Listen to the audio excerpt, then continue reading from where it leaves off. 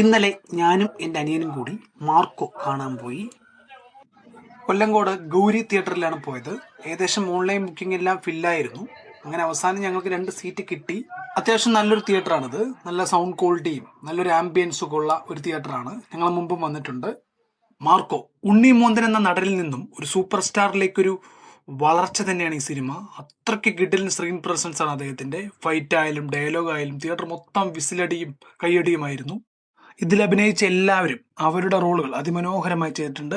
ജഗദീഷ് ചേട്ടനൊക്കെ different type റോളാണ് ഈ സിനിമയിൽ. പിന്നെ അഭിമന്യു തിലകൻ കൊടൂരമായൊരു വില്ലനിസമാണ് അദ്ദേഹം ഈ സിനിമയിലൂടെ കാഴ്ചവെച്ചിരിക്കുന്നത്. Violence violence violence.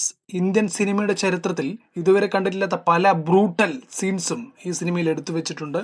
മൊത്തത്തിൽ പറഞ്ഞാൽ മലയാള സിനിമയെ തന്നെ വേറൊരു ലെവലിലേക്ക്, അല്ലെങ്കിൽ ഒരു ഹോളിവുഡ് ലെവൽ റേഞ്ചിലേക്ക് കൊണ്ടുപോകാൻ മാർക്കോയ്ക്ക് സാധിച്ചിട്ടുണ്ട് എന്ന കാര്യത്തിൽ യാതൊരു സംശയവുമില്ല.